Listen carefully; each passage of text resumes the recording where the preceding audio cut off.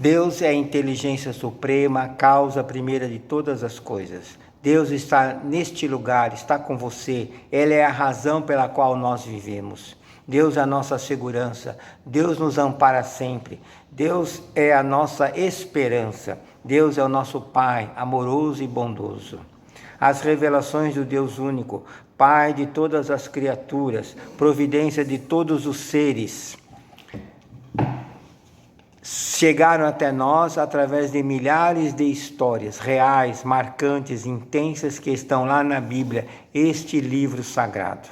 Hoje vamos conhecer uma dessas histórias, a história de Ruth.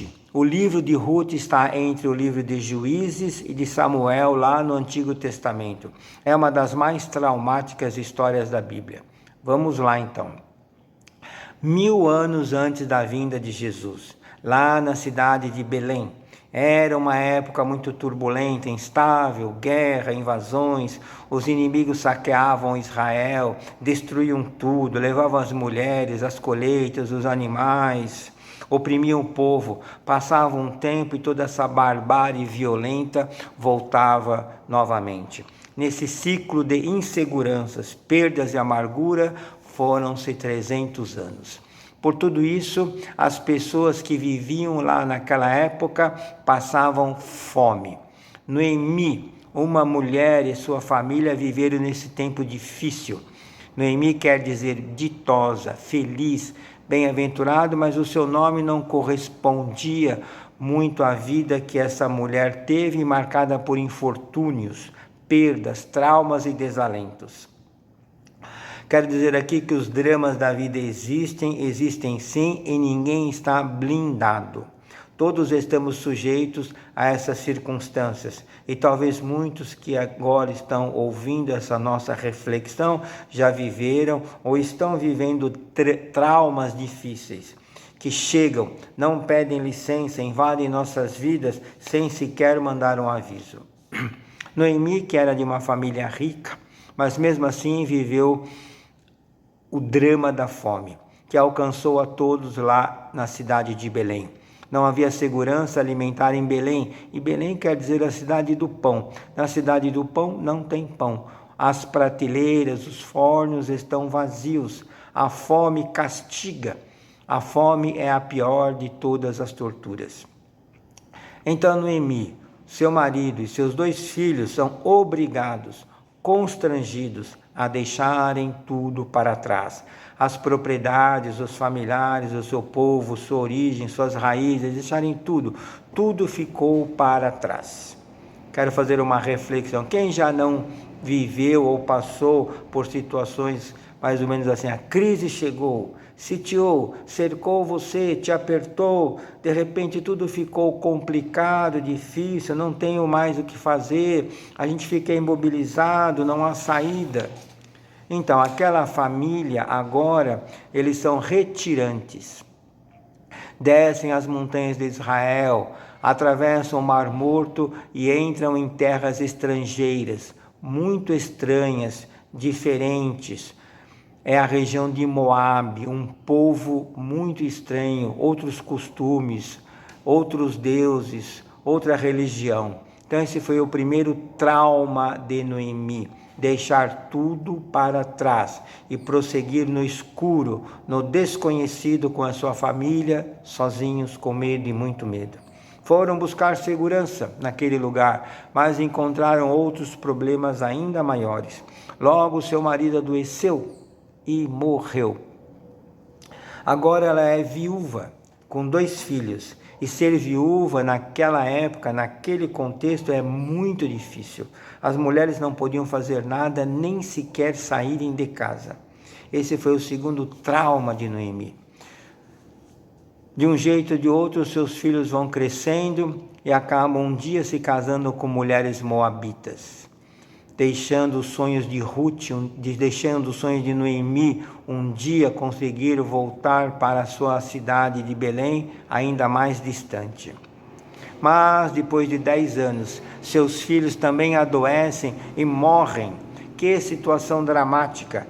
Ela perdeu tudo, não foram só coisas, ela perdeu todos os seus entes queridos, ela perdeu tudo aquilo que é essencial. Agora ela é viúva, envelhecida, pobre e está no exílio. Se antes era uma crise, um aperto, agora ela está encurralada, sem saída alguma.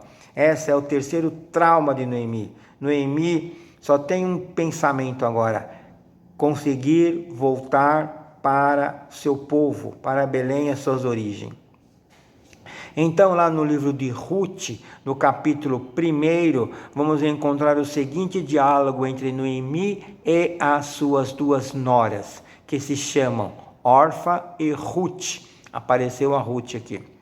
Então, diz Noemi assim: olha, voltem para a casa de suas mães, e o Senhor as ajudará a encontrarem outros maridos. Então, Noemi beija as noras e já começa a partir. Mas aquelas duas noras não aceitam e respondem assim: certamente que voltaremos contigo para o seu povo. Nossa, o que aconteceu aqui? As noras não querem se desfazer da convivência com a sogra, envelhecida, pobre, que nada tinha para oferecer para elas. Meu Deus, apesar de tudo que aconteceu, Noemi construiu um relacionamento saudável. Ela fez uma família, mesmo diante das tragédias e da morte. Essas duas noras admiram, amam a sogra, que se chama Noemi, que conseguiu ter uma família, que tem amor. Essa é a maior de todas as vitórias da vida, criar laços pelo coração. Aquelas duas estão dispostas a ir então para Belém, mas Noemi insiste muito para com elas, para que elas fiquem. E somente Orfa, bem contrariada, aceita, enquanto que Ruth não, e diz assim, está lá no livro: não me obrigue a deixá-la, Noemi. Onde você for, eu irei também. Onde quer que repouse, repousarei eu também. O teu povo será o meu povo, o teu Deus será o meu Deus. E onde quer que você venha morrer, morrerei eu também. Essas palavras são uma confissão de amor de uma nora para com a sua sogra, viúva, envelhecida, pobre e estrangeira. Como será que Noemi viveu? Como ela se comportou nesses traumas pelos quais ela já passou? As noras amavam a sogra, e no meio de todas aquelas tragédias, Noemi fez o seu melhor, impactou aquelas duas mulheres estrangeiras, elas as conquistou pelo coração.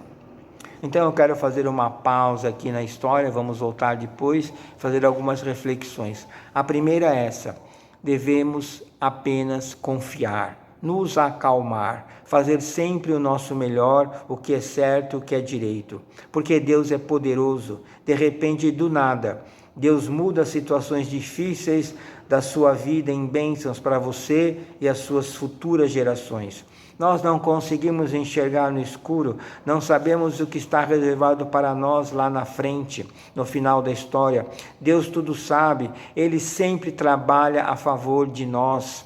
Deus é poderoso para transformar a noite do choro em uma manhã de alegrias. A última viagem que Paulo de Tarso fez foi a de Roma. Mas ele chegou lá como um prisioneiro. Foram 2 anos nas grades. Ele dizia assim: olha, meus amigos, meus irmãos, as coisas que me aconteceram fugiram um pouco do meu planejamento. Não queria estar aqui em Roma como prisioneiro. Mas quando ele se viu impossibilitado de alcançar as comunidades cristãs que havia desenvolvido, ele então começou a escrever as suas cartas, as epístolas, que se tornaram livros inspirados.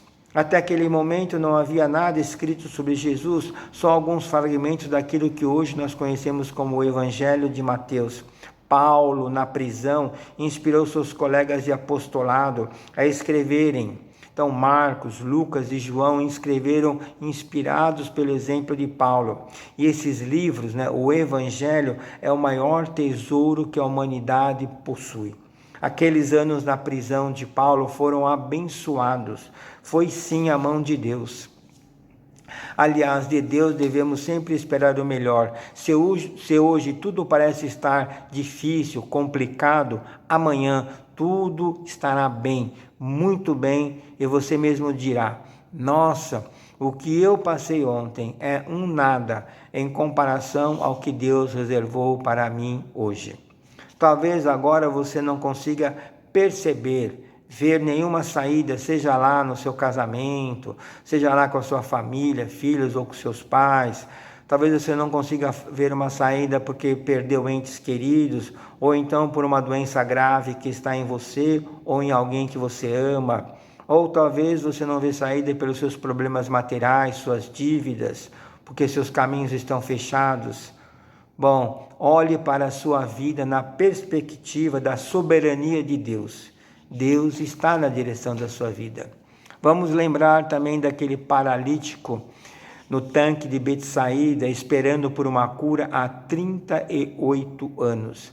E daquela mulher com uma contínua hemorragia que já durava 12 anos. Talvez eles pudessem pensar assim: não tem mais jeito, não tem mais saída, as possibilidades se acabaram, não há mais esperança, não me resta, não há mais nada a fazer. Talvez eles pensassem assim, mas eis que um dia vem Jesus e muda completamente a história deles. Você pode até pensar que o seu destino está selado e que tudo se perdeu, mas o Senhor pode transformar tudo. Deus pode abrir uma nova fronteira na história da sua vida. Não ponha limite nas coisas de Deus. Deus ainda está escrevendo junto com você a sua história e as suas tragédias podem se transformar em triunfos. Deus tem planos e tem recursos que você desconhece. Deus sempre tem muitas alternativas. Deus é muito mais criativo do que qualquer um de nós aqui. A cada um de nós apenas nos compete ter calma, ter esperança e perseverar. Lá no Evangelho de Mateus tem um trechinho que é assim, está no capítulo 9, no versículo 18. Jesus falou assim: nem se coloca vinho novo num odre velho, porque senão o odre se rompe, o vinho é derramado e se perde o odre e o vinho. Mas se coloca vinho novo em um odre novo e ambos se preservam e se salvam. Jesus usa de uma metáfora belíssima para poder transmitir uma informação preciosa. A sabedoria divina nunca entrega uma experiência difícil, dolorosa a um coração que não esteja preparado. Nunca isso acontece. Odre é uma bolsa, quer dizer, é um cantil feito de couro de cabra e que em outras coisas se usa também para transportar vinho. Odre velho é uma bolsa alaciada, esticada e, portanto, o couro ficou fino, de menor espessura e ficou mais rígido. Odre novo é um couro recém-curtido, muito espesso, muito flexível e que aguenta ser esticado. Vinho novo, aquele que ainda está em processo de fermentação, um vinho de difícil degustação, paladar áspero, amargo, que impacta, enquanto que o vinho velho terminou a fermentação e, portanto, suave, proporciona prazer. O vinho novo, difícil, só pode ser colocado em um odre novo, que resiste, que suporta a pressão da fermentação, porque é um odre flexível, espesso e não se rompe. Enquanto que o vinho novo no odre velho vai fazer pressão, vai fazer o odre se romper, e então se perderá o odre e o vinho. Mas então o que Jesus quer dizer com esta metáfora? Ele está fazendo, Jesus, uma menção à vida. Vinho lembra sangue, que lembra a essência da vida no corpo humano. Então, o vinho novo são as experiências, as trajetórias, os acontecimentos amargos, ásperos, duros, são os desafios da vida, as surpresas aflitivas. Jesus está dizendo que uma experiência dolorosa só é entregue e confiada a corações preparados, capazes de suportar aquelas pressões, porque lá na frente farão uma entrega adocicada de si próprios. No Emmanuel, no Vinha de Luz, no capítulo 119, vai dizer assim: as tribulações possuem funções regenerativas, transformadoras, educativas para o ser imortal que não podemos desprezar. Continua ainda: as dificuldades, as lutas são forças que levam a uma dilatação, ampliação do poder e alargamento dos nossos caminhos. Necessário é que o homem, apesar das rajadas aparentemente destruidoras do destino, se conserve de pé desassombradamente, marchando firme ao encontro dos sagrados objetivos da vida. Emmanuel. Quando não enfrentamos os desafios, nós nos esvaziamos. O enfrentamento das situações difíceis nunca fez ninguém parar de viver. Podemos até ter aversão às dificuldades, aos aborrecimentos, aos problemas, e quando aparecem em nossas vidas, mas essas coisas, vicissitudes, nos tornarão melhores. Pare e pense, por que Deus está permitindo que tudo isso aconteça com você? É muito problema de uma vez. Deus nunca castiga os seus filhos. Deus nos ama e sempre indica um caminho que resultará maravilhosamente bem e na solução desejada. Você nunca está sozinho e ao desamparo, apesar de tudo o que já aconteceu com você. Nós somos abençoados, nós temos o melhor, nós temos e estamos na casa Perseverança. Quero lembrar aqui que era o ano de 1998, há 25 anos atrás. Era o mês de agosto. As celebrações carinhosas para Dr. Bezerra de Menezes se realizavam aqui em todas as partes do Perseverança. Então, numa reunião pública lá no mês de agosto, Guiomar havia terminado de fazer a oração inicial e se preparava para responder algumas perguntas, quando inesperadamente vem Dr. Bezerra de Menezes e a toma mediunicamente e se dirige diretamente à família Perseverança nessas palavras: filhos meus, peço permissão para me dirigir a esses irmãos que aprendi a amar. Agradeço todas as homenagens, mas, meus filhos, eu tenho estado sempre ao lado de cada um aqui. Todos os vossos pedidos, todas as vossas orações, todas as vezes que vos chamam pelo meu nome, seja lá como for, e chegam até mim, eu tomo conhecimento. Todos que me chamam, eu tomo conhecimento, eu ouço e providencio ajuda, afastando o problema, tirando o problema da pessoa. E se a minha ajuda ainda não pode afastar totalmente o problema, então o meu amor, a minha ação, o meu amparo chega para aliviar, para diluir, para encorajar, para dar força, para amenizando aquele problema, aquele impacto. E se ainda assim não for possível, nós permanecemos junto com o nosso filho, até que ele consiga atravessar a noite escura das tempestades, para receber o amanhã radioso das alegrias. Nesta casa, meus filhos, estáis devidamente protegidos e amparados. Muita paz, Deus vos guarde. O pequeno servidor Bezerra de Menezes. Então, vamos lembrar de Noemi agora. Noemi pensou que mais nada lhe restava e chegou finalmente então a Belém, empobrecida, viúva, sem os filhos, só com Ruth, a sua boa nora. Mas a sua história ainda não havia terminado. Deus haveria de mudar as coisas. Quando tudo parece irremediavelmente perdido, Deus tem recursos abundantes, inesperados.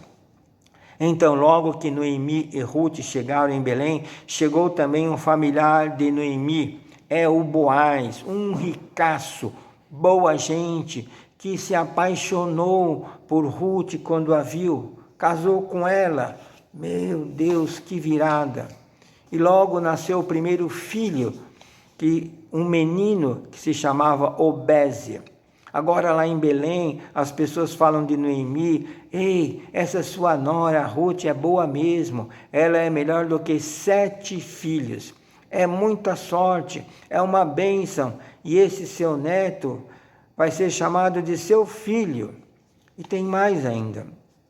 Esse menino, né, filho de Ruth, neto de Noemi, vai ser um dia o avô do grande rei Davi, de onde veio a descendência do Messias, nosso Senhor Jesus Cristo.